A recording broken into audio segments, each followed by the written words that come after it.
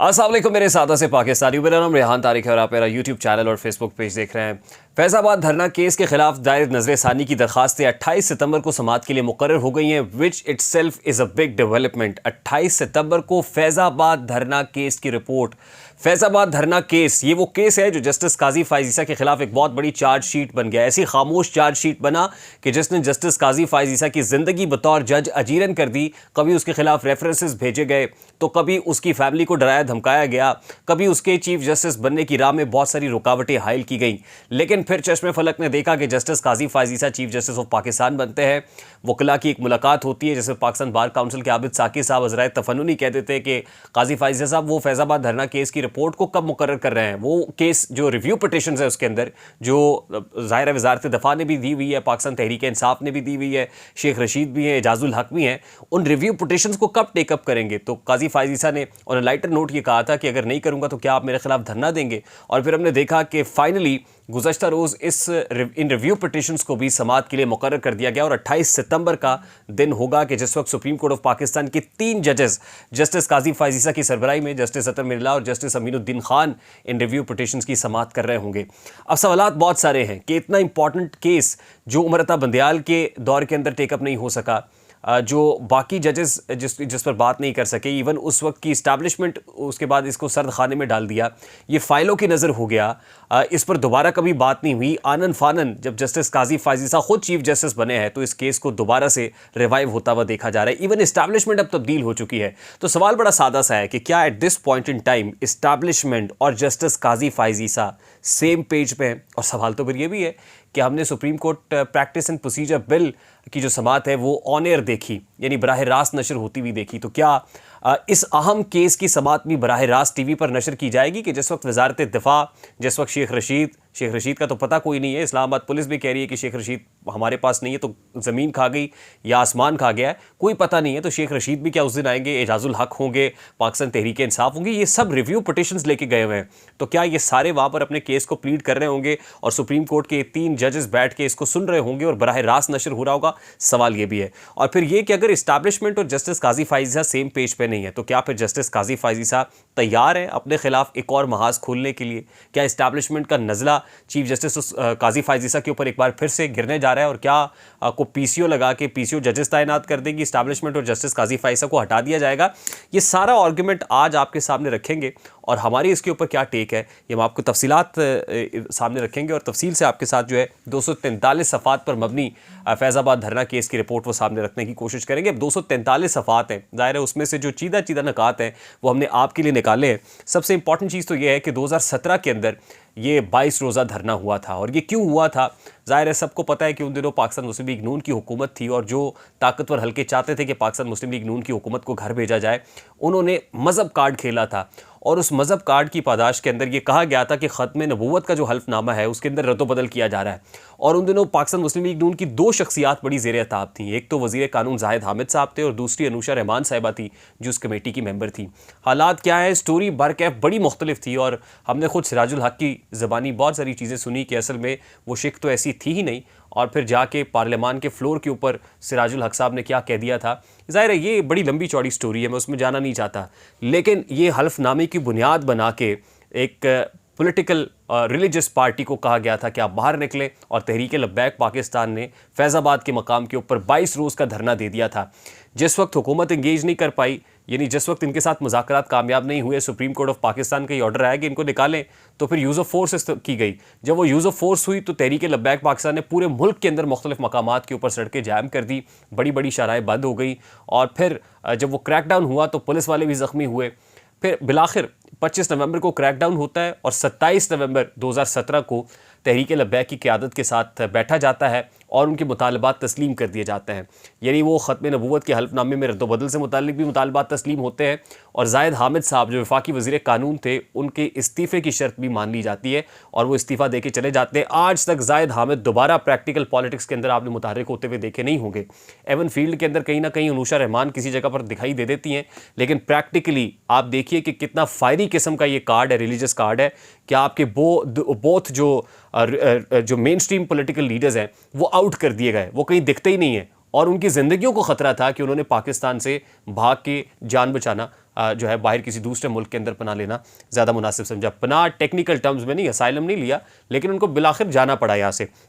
अब सवाल बड़ा सादा सा है कि ये फैज़ाबाद धरना केस जब सुप्रीम कोर्ट ऑफ पाकिस्तान ने टेकअप किया तो उसमें आखिर ऐसा क्या था कि उस केस को टेकअप करने वाले जज जस्टिस काजी फाइज ईसा जो इस बेंच की सरबराही कर रहे थे और दूसरे जो जज हैं इसके अंदर जस्टिस मुशीर आलम थे, उन्होंने ऐसा क्या लिख दिया था। जस्टिस काजी फाइज ईसा साहब ने सबसे पहले तो मैं आपके सामने रखता हूँ, लेकिन ये बड़ी इंपॉर्टेंट चीज़ है कि 22 रोज़ के इस धरने के अंदर नुकसान कितना हुआ।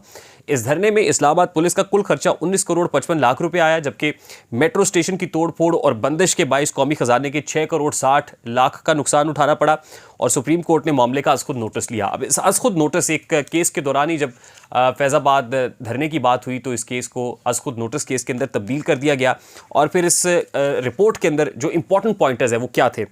दो चीज़ें बड़ी इंपॉर्टेंट है, एक तो इंटेलिजेंस एजेंसीज का किरदार यानी पॉलिटिकल इंटरवेंशन, और दूसरी ये जो सेंसरशिप है मीडिया की। ये दो इंपॉर्टेंट पॉइंट्स हैं जिनके गिर्द ये सारी रिपोर्ट घूमती है। अब अदालत ने कहा था कि आइन मुसल्लह फोर्सेस के अफराद वो किसी तरह की भी सियासी सरगर्मी जिसमें सियासी जमात, गिरोह या फ़र्द की हिमायत हो उससे मना करता है। हुकूमत पाकिस्तान को वजारत दिफा और तीनों मुसल्लह अफवाज के मुतल्लिका सरबराहान के ज़रिए हिदायत की गई थी कि वो हल्फ की खिलाफ वर्जी करने वाले एहलकारों के खिलाफ कार्रवाई का आगाज़ करें। यानी कितना इंपॉर्टेंट स्टेटमेंट है जिसमें कॉन्स्टिट्यूशन का हवाला देके ये कहा जा रहा है कि वो इंटेलिजेंस एजेंसी का बंदा हो, वो मुसल्लह अफवाज के किसी भी, यानी वो पाक बहरिया से हो, नेवी से हो, पाक आर्मी से हो, कोई भी रुकन हो, अगर वो पॉलिटिकल मामलात के अंदर इंटरवीन करता है तो वो अपने हल्फ की पासदारी की खिलाफ वर्जी करता है। पासदारी नहीं करता बल्कि खिलाफ वर्जी कर रहा होता है। इसलिए वजारत दिफा के थ्रू ये इंटेलिजेंस चीफ्स को कहा गया था कि आप अपने लोगों के खिलाफ एक्शन लें। वो लोग जो पॉलिटिकल इंटरफेयर कर रहे हैं, वो अपने हल्फ की खिलाफ वर्जी कर रहे हैं, उनके खिलाफ कार्रवाई की जाए। दूसरी इंपॉर्टेंट चीज़, फैज़ाबाद धरने के खात्मे के लिए फ़ौज के किरदार पर उस वक्त इस्लामाबाद हाई कोर्ट ने भी तहफ़्फ़ुज़ात का इजहार किया था। उस वक्त अदालत ने कहा था कि फैज़ाबाद धरने में ISI के डेप्यूटी डायरेक्टर मेजर जनरल फैज़ हमीद ने कैसे मुआहिदा कर लिया। आपको याद होगा कि जब ये मामलात हुकूमत से नहीं संभले थे तो उसके बाद फैज़ हमीद साहब ने यानी ISI ने उस वक्त इनके साथ इंगेज किया था और फिर मुआहिदा उनकी मौजूदगी में हुआ था, यानी वो गारंटर थे। इवन फैज़ हमीद साहब की कुछ ऐसी वीडियोस भी आई थी जिसमें वो पैसे दे रहे थे, लोगों को पैसे डिस्ट्रीब्यूट करते हुए, और ये फैज़ाबाद धरना केस की इस रिपोर्ट के अंदर मेंशन्ड है कि किसके इमा पर पैसे दिए गए और क्यों पैसे दिए गए।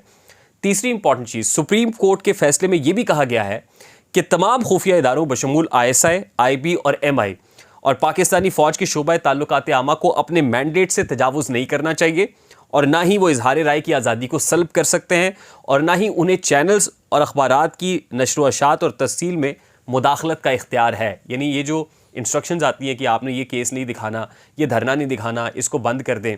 और फिर हवाला भी दिया गया था दो चैनल्स का, एक तो जियो TV था और दूसरा डॉन TV था, और कहा गया था कि ये लाइसेंस याफ्ता है पैमरा से, तो इनकी नशरियात को आपने डिफेंस हाउसिंग अथॉरिटी के अंदर और कैंटोनमेंट बोर्ड के अंदर आपने क्यों बंद कर, कैंट के अंदर क्यों बंद किया। तो इन दो जगहों पे इनकी नशरियात कैसे बंद हो गई, इसका भी जवाब दिया जाए। फिर रिमार्क्स देते हुए अदालत ने यह कहा कि वर्दी में मलबूस एहलकारों ने फैज़ाबाद धरने के शुरका में रकूम तकसीम की, ये कोई अच्छा मंजर नहीं है।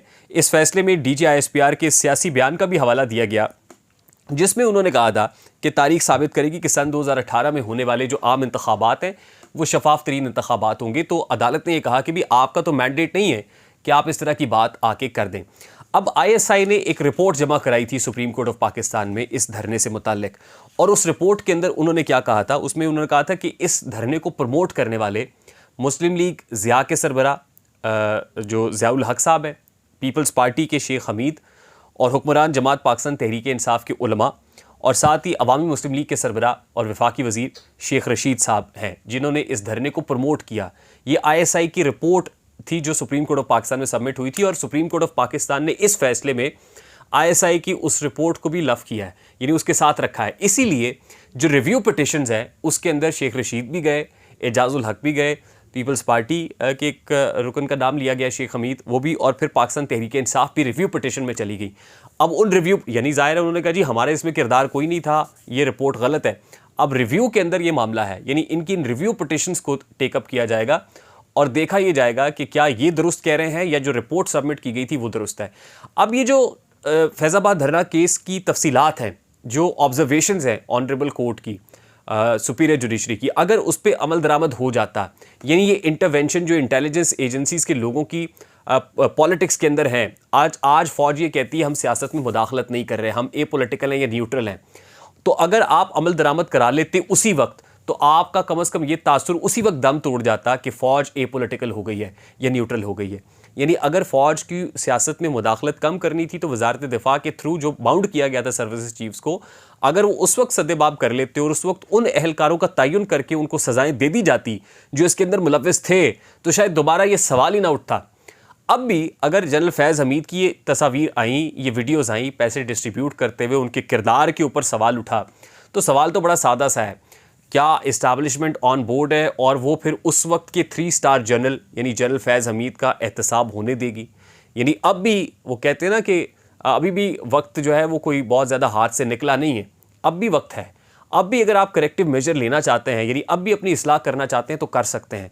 सवाल बड़ा सादा सा है कि क्या वाकई चीफ ऑफ द आर्मी साहब जनरल आसिम मुनीर इस वक्त फ़ौज के अंदर भी एहतसाब करना चाहते हैं, यानी वो इस बात के लिए तैयार हैं कि वो तमाम मकरू चेहरे, मकरू किरदार, असगर खान केस का हवाला भी इसमें दिया गया है।